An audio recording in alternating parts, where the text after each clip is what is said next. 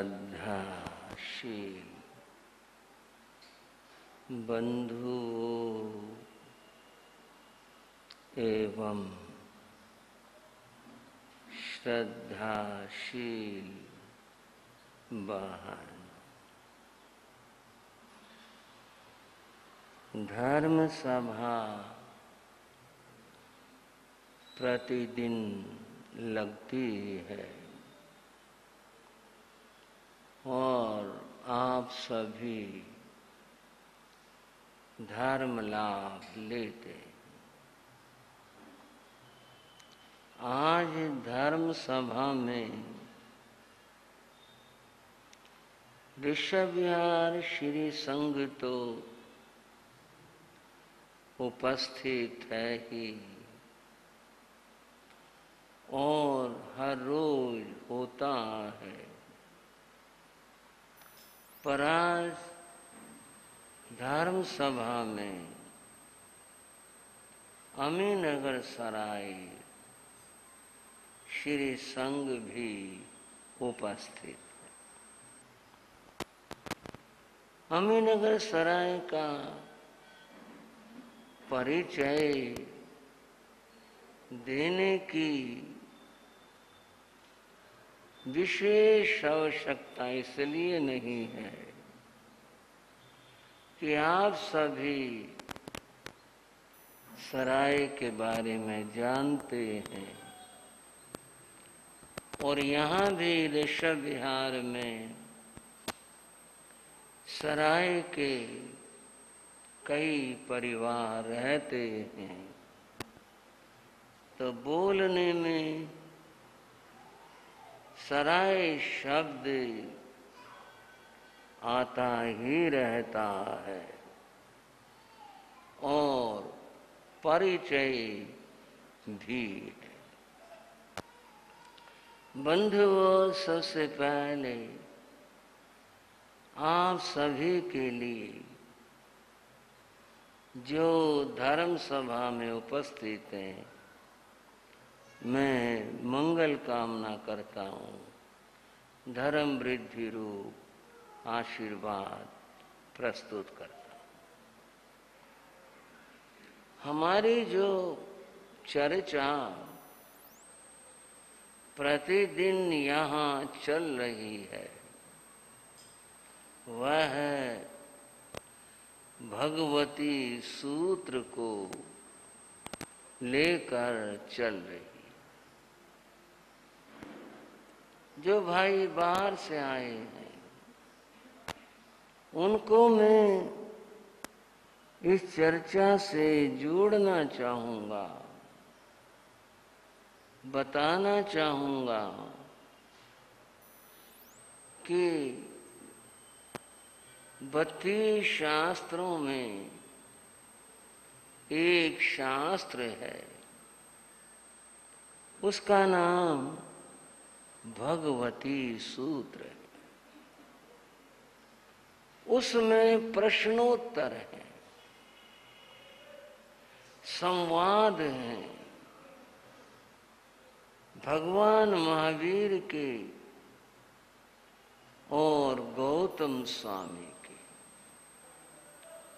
और भी अनेक मुनियों और जिज्ञासुओं के प्रश्न हैं, भगवान ने उनका समाधान दिया है। यह जो जिज्ञासा और समाधान है, इनका संकलन भगवती सूत्र है। इसमें 36,000 प्रश्नोत्तर है। बहुत विशाल धर्म शास्त्र है। तो हमारी जो यहाँ नित्य चर्चा चल रही है वह है भगवती सूत्र को लेकर चल रही है। इसमें हम एक प्रसंग की चर्चा कर रहे थे। वह था तुंगिका नगरी के श्रावकों का प्रसंग। भगवान महावीर के युग में, जमाने में तुंगिका नाम की एक नगरी थी। वहां पर बहुत सारे श्रावक रहा करते। सभी श्रावक जीव अजीव के ज्ञाता थे, नव तत्वों के ज्ञाता थे, धर्मनिष्ठ थे।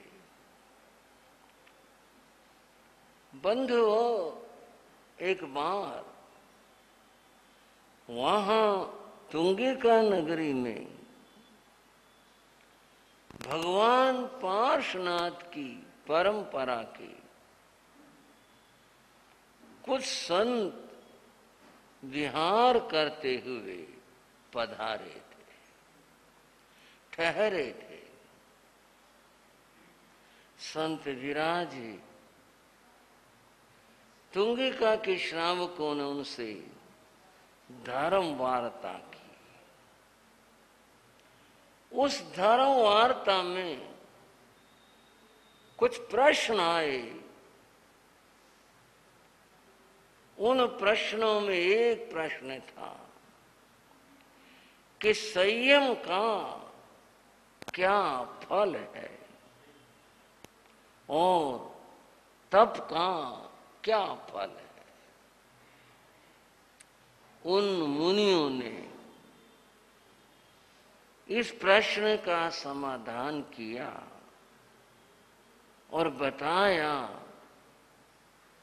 संयम का फल है अनाश्रव। जो व्यक्ति संयम का पालन करता है, उसके जीवन में आश्रव रुक जाता है और कर्मों का प्रवेश नहीं होता। अनाश्रव का ये अर्थ है। आश्रव शब्द का अर्थ है पापों के आने का रास्ता, मार्ग। अनाश्रव का अर्थ है उन पापों का रुक जाना, रास्ता बंद हो जाना, जीवन में, आत्मा में पापों का नहीं आना। समझ गए भाइयों? बड़ी सहज सी बात, आसान सी बात है तो आरंभ की, पर समझाने के लिए। आपके घर की टंकियों में दो पाइप तो बहुत होते हैं, पर दो विशेष होते हैं। एक से पानी आता है, एक से सप्लाई होती है। आना बंद हो जाए तो टंकी खाली हो जाए, और आता रहे, इधर से जाता भी रहे, वो तो खाली नहीं होगी। कर्म आते रहे, इधर साधना संयम से निर्जरा करते रहे, बात तो बनी नहीं। संयम है आत्मा में, जीवन में पापों का जो आना है उसका रुक जाना। इसको अनाश्रव कहते हैं। दूसरा प्रश्न था, तप का क्या फल है? उन संतों ने बताया, तप का फल है व्यवधान। व्यवधान कहते हैं निर्जरा को। जो आए हुए कर्म हैं उनको नष्ट करना, उनका क्षय होना, इसको निर्जरा कहते। आए कर्म जब नष्ट हो जाएंगे, फिर दोहराऊं, पानी आना बंद कर दिया, बचा पानी निकाल दिया, टंकी खाली है। नए कर्म आने बंद हो गए, पुरानों की तप के द्वारा निर्जरा कर दी गई, अब कर्म खत्म हो गए, तो फिर आत्मा का स्वभाव प्रकट होगा, अर्थात केवल ज्ञान, केवल दर्शन प्राप्त होगा। आत्मा अपने शुद्ध स्वरूप में आएगी, यह होगा। बंधुओं, यह उत्तर उन संतों ने दिया था। श्रावक संतुष्ट हुए, उन्होंने कहा ठीक है। कुछ और फिर प्रश्न हुए। प्रश्न यह था, जब कर्म आने रुक गए और पहले कर्मों की निर्जरा हुई, तो साधु देवलोक में कैसे जाते हैं? सब तो मोक्ष में नहीं जाते, ये देवलोक में कैसे जाते हैं? कहते भी देवलोक हो गया, स्वर्गवास हो गया। देवलोक में फिर किस वजह से जाते हैं? उसके लिए तो पुण्य कर्म चाहिए, तभी होगा, अन्यथा कैसे होगा? तब उन संतों ने बताया, पूर्व संयम से, पूर्व तप से। पूर्व का क्या अर्थ है? यहां पूर्व का अर्थ है श्रावक अवस्था में किया हुआ धर्म साधन। पूर्व का अर्थ है सराग संयम। बोलोगे एक बार, क्या चीज है? सराग संयम। सराग संयम से पुण्यों का आगमन होता है और उन पुण्यों के कारण से देवलोक में जीव जाता है। यह देवलोक में जाने का कारण है। पूर्व जो साधना थी उसके कारण से। अगर ये न हो तो फिर सर्व कर्म नष्ट होकर जीव मोक्ष में जाए। तुंगिका के श्रावक संतुष्ट हुए। ठीक बात है, जो बताया और फरमाया सत्य है। वे घर लौट गए। कुछ दिनों के बाद संत चले गए। अब आगे, ये तो मैंने पिछली बात जोड़ी आपको समझाने और जोड़ने के लिए। भगवान महावीर का तुंगिका नगरी के बाहर एक उद्यान था, उसमें पदार्पण हुआ। भगवान के साथ अनेक संत थे। गौतम स्वामी भी प्रभु के साथ थे। गौतम स्वामी बेले बेले तप करते थे। उनके पारने का दिन आया तो उन्होंने प्रभु से आज्ञा मांगी।